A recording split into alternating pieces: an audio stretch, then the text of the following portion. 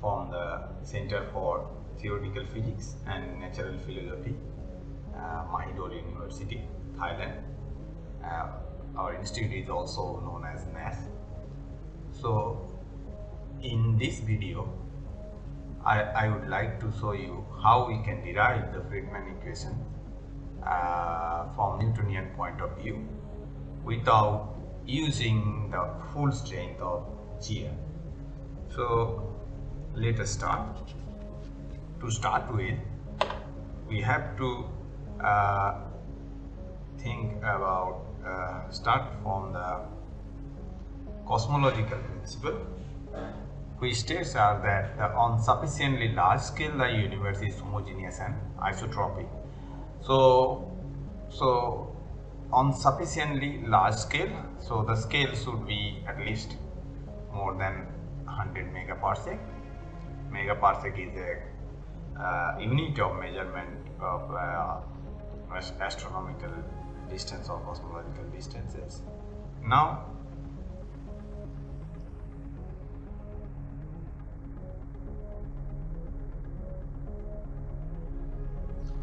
a homogeneous and isotropic universe is actually described by a FLRW metric, which can be written in this form. This is the form of FLRW metric, and it has another form, which is this one. So this is the first one and this is the second one. And here you can see there are SKR, which has these three different form for three different values of K. And what is this K? This K is actually the curvature constant.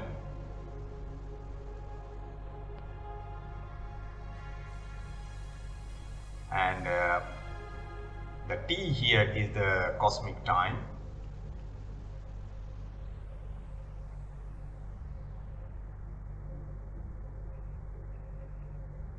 And these coordinates, they are the co-moving coordinates.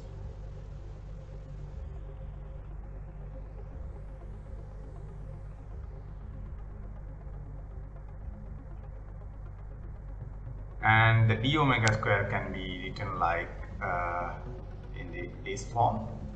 Now there could be three different types of geometry of the universe. One is positively curved, another is negatively curved, and another is flat. So if you see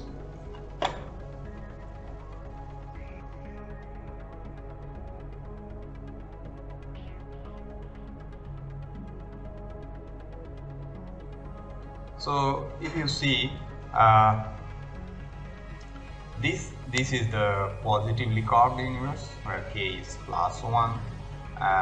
This is the positive curvature, and this is the negative curvature, and this is the flat space.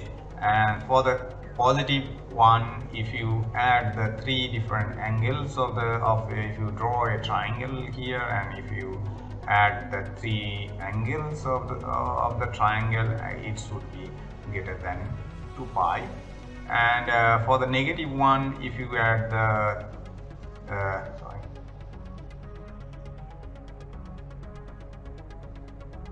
add these three different angles of a triangle, it should be less than 2 pi. And for flat case, it will be equal to 2 pi. So the universe can be positively curved, negatively curved, or flat. And then the Friedmann metric, which I showed before, if we use it in the Einstein equation, which actually which can be written as this G mu nu is T mu nu.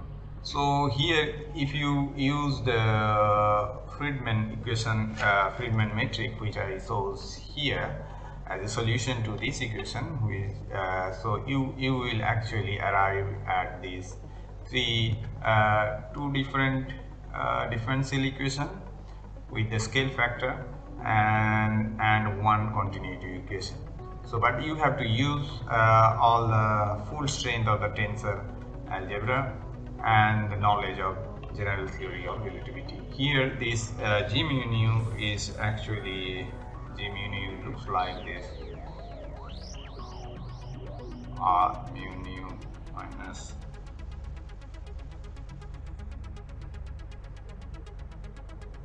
so I would like to skip this part, but because this video we want to discuss about that, we can basically derive these three equations from the Newtonian point of view without going into the general theory of relativity. But I will say also that we can derive it, but it's not. It's a very crude way of derivation of these three equations. Okay, so far so good. So let us start with the equivalence equation of the Einstein field equation. So if you consider the Einstein field equation,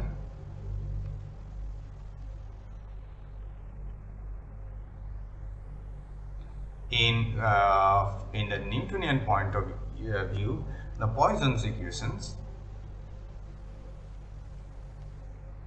is the equivalent form of that. So what is the Poisson equation? Is z square phi equal to 4 pi g into rho. So the phi is this is the gravitational potential.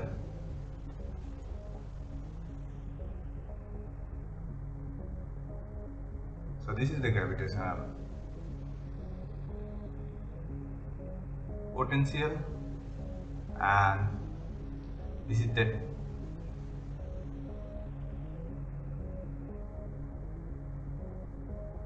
density at a point.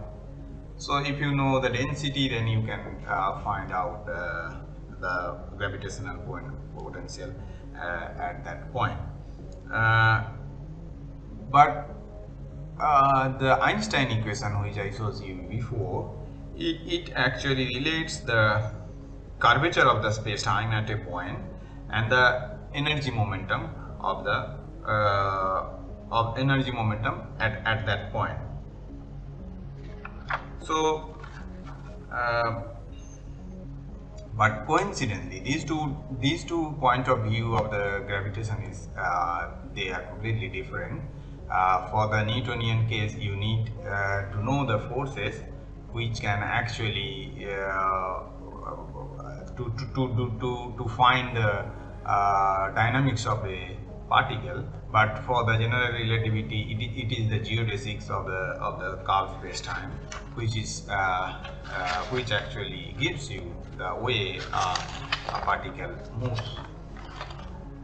And so now let us go to the next to how to derive these equations. So let us consider as homogeneous. Let us consider a homogeneous sphere of basically. So this is a homogeneous sphere, and it has the mass of this homogeneous sphere is actually we can consider it, write it as capital M, and the radius is r, which is function of t. So the radius of this is rt. So this is the rt, which is the t means the radius. This is a homogeneous sphere, but it is actually expanding or contracting. So it has a time evolution. This radius has a time evolution. Now suppose I put a test particle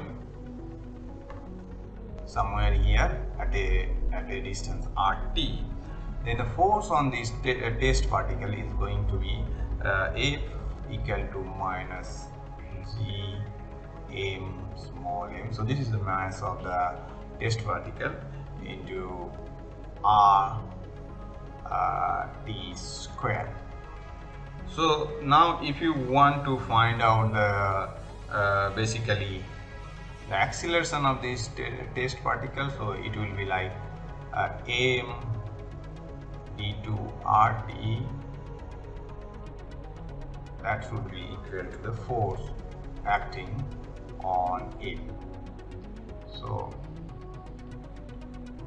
from here you can just integrate it, just cancel this m on both sides and multiply both sides by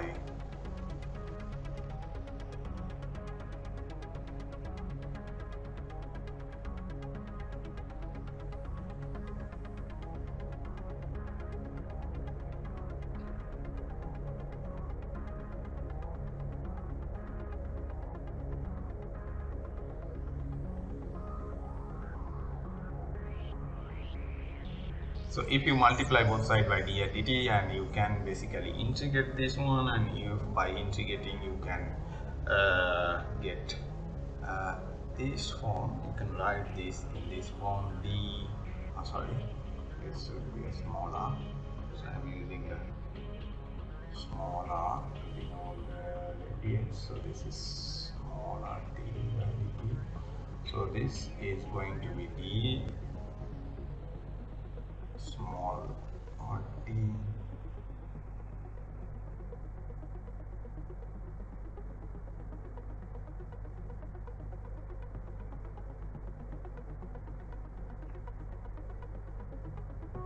so this u is actually this u is integration constant, and if you see it carefully, you can see this is actually the kinetic energy of the particle, and you can recognize this is the potential energy of the particle.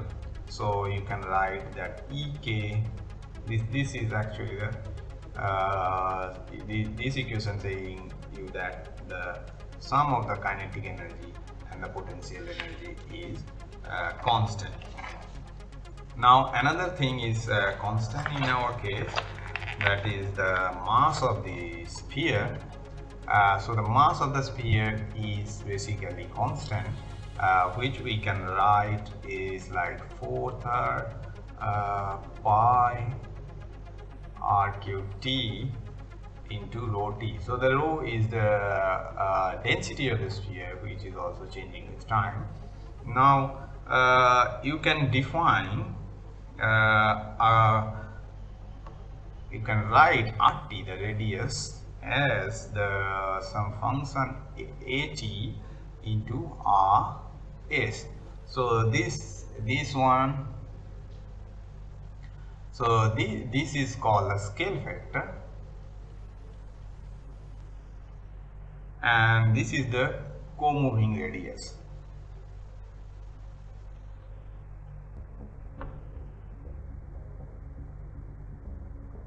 So you can see it in this way. So sorry,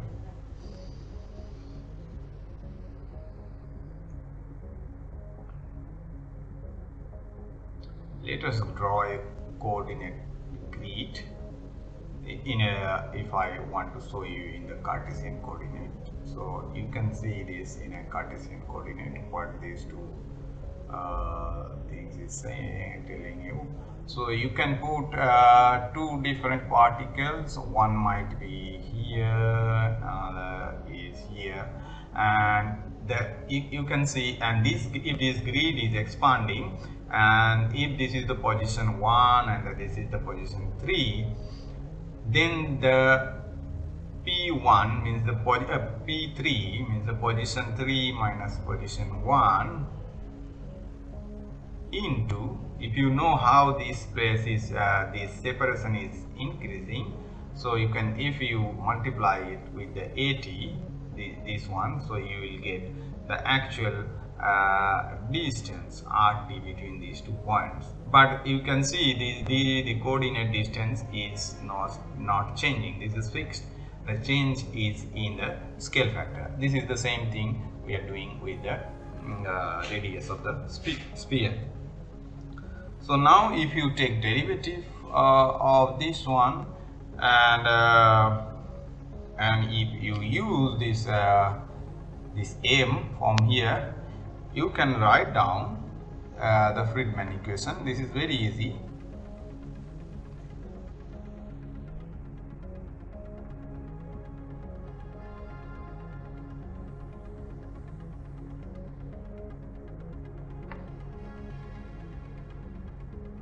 You can do it by your hand without much difficulty, because this is just you have to put these two form here in the previous equation. So you can arrive at this equation, which is actually a Newtonian version of the Friedmann equation.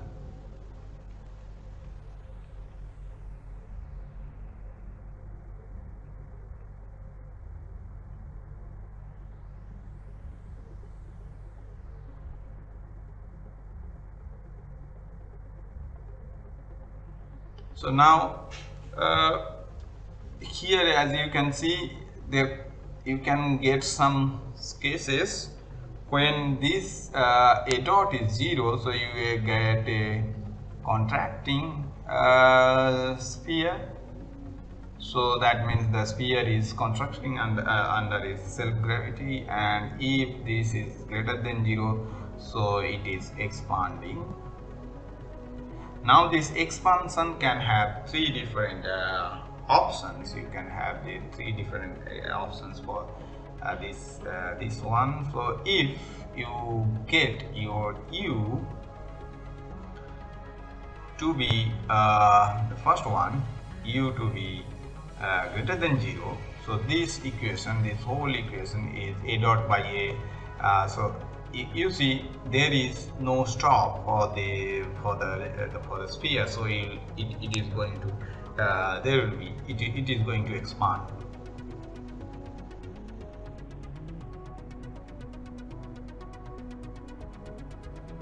And the second, if u is negative, so as you can see it start expanding first, then it reaches a value of a equal to a max, which is basically minus gm by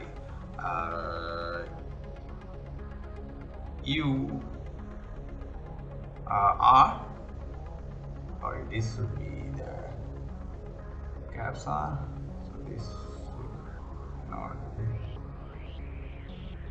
yes.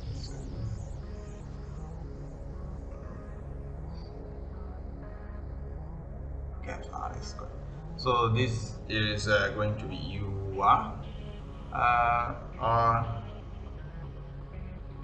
and that will be the maximum. And then you will see if u is 0, then what will happen, that a dot tends to 0, and also rho tends to 0 when the t tends to infinity.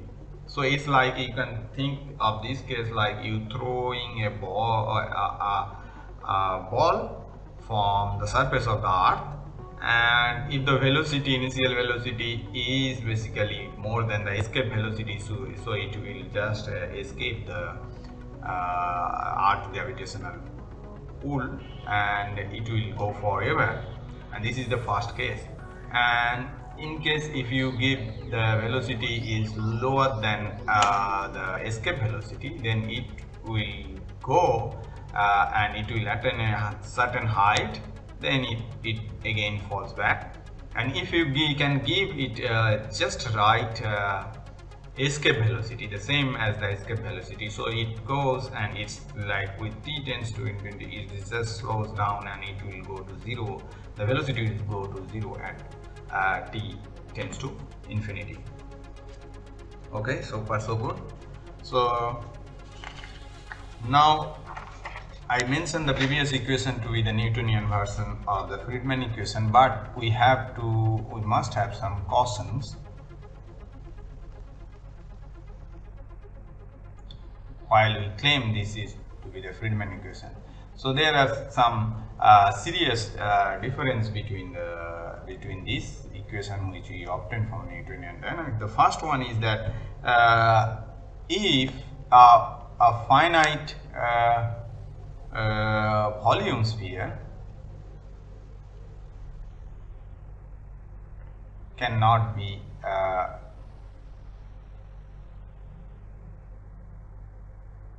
homogeneous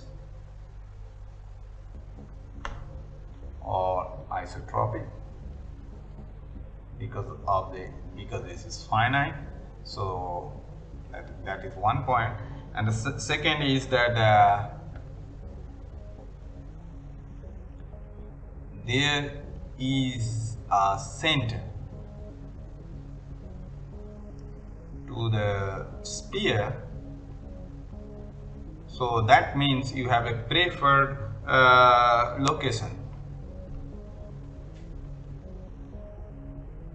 So that which actually tells you that this system which we are considering, it cannot be you cannot just map it to the universe, because the universe don't have any preferred location. So it actually going to violate violation of cosmological principle.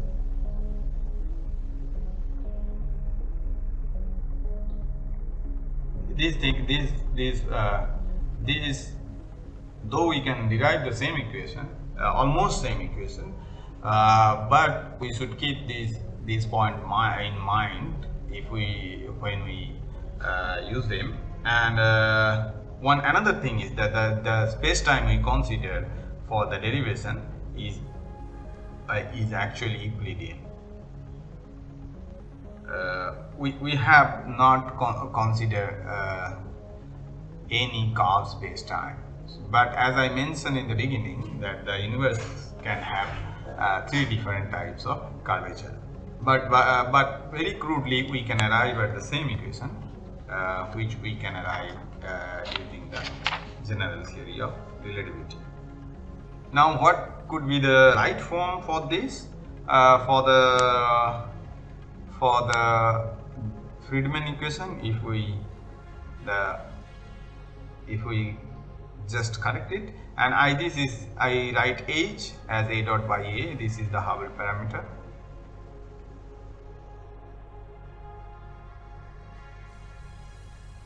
So if we write the Hubble parameters this way, so H squared T is going to be 8 by G rho T by 3c square minus k c square by r0 square a t. So where we have replaced from the previous equation that 2u by capital R square is basically minus k c square by r0 square. So all these things are constant, so you can do it from a mathematical point of view, but you have to keep in mind that the physics is different when you compare these two equations. And another important difference is that the rho here is actually energy. It contains both the, you have to consider the energy momentum tensor to find out this rho. So this is actually energy density. Previously, for the previous case, it was mass density. So this is not the mass density. So if you do, after deriving the equation, if you change this these two things, that you redefine this term in this form, where this kappa is the curvature constant and this is the radius of curvature, and you say this rho t is not mass density, it is energy density, and then you can arrive at the correct Friedmann equation mathematically. Okay, so now, so I showed there are two more equations. Can we derive other two equations? And for the other two equations, we have to if we want to derive the continuity equation, we have to start from the first law of thermodynamics. As you already know, this is the first law of thermodynamics. So this dq is actually the heat flow, and this dE is the change in internal energy,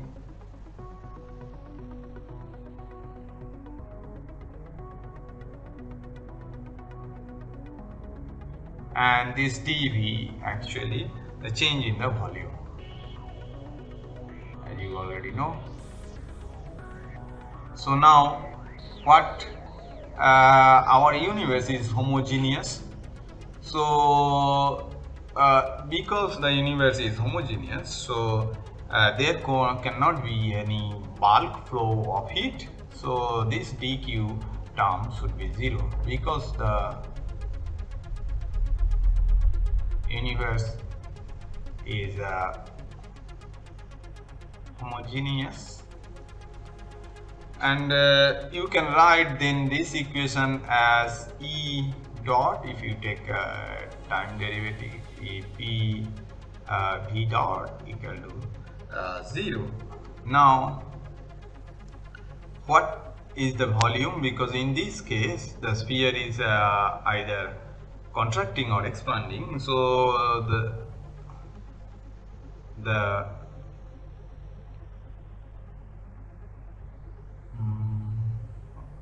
RSQ into a cube t. So this is the co-moving radius, this is the scale factor, and so you can write the volume which is changing with time like this way, and you can actually compute the time derivative of Vt, which will be this.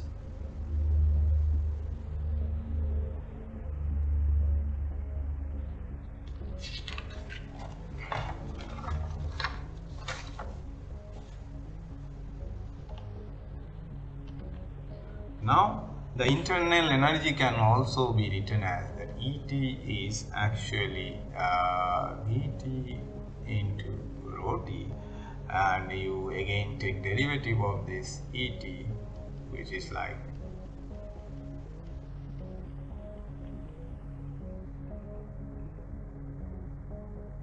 and you can use the V dot t and rho dot t expression which we have already got there, and sorry, the V dot t equation, and you can actually write this as rho dot t plus 3a dot by a into rho. Now if you use this equation in the previous equation,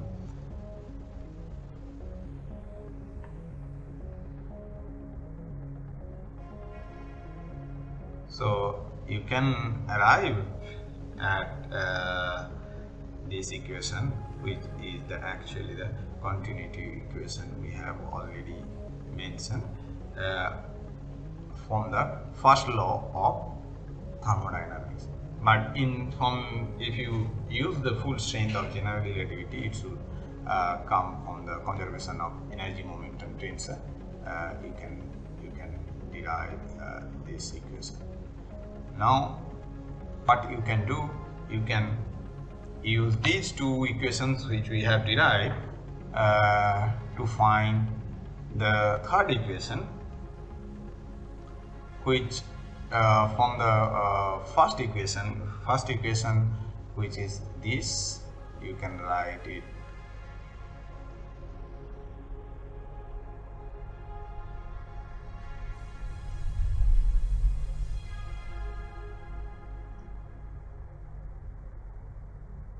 So you can multiply this a square both sides and take another derivative of the so just take derivative or with respect to time. So if you do that, you will arrive at this equation very easily.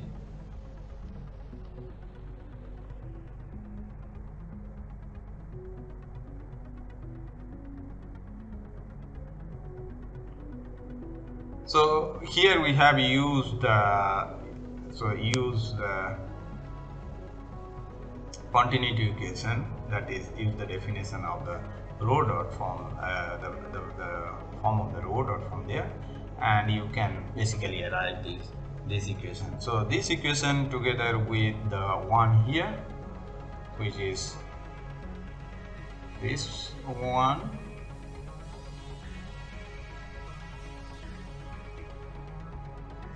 and this one, what you can actually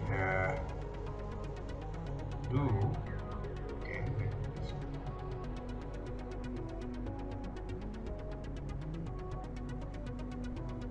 and this is another one, and if you get the continuity equation,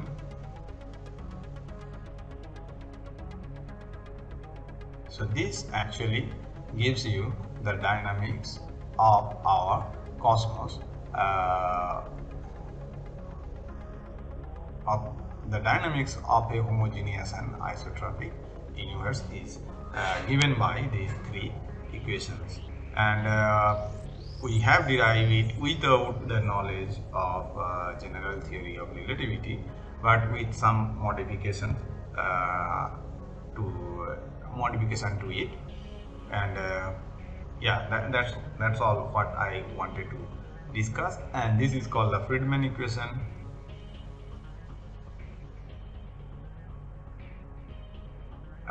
This is called the acceleration equation. So this equation actually tells you how our universe is accelerating, and this is the continuity equation. So these three equations governs the dynamics of our universe. So bye bye for the moment, and hope to see you in the next video about our cosmos.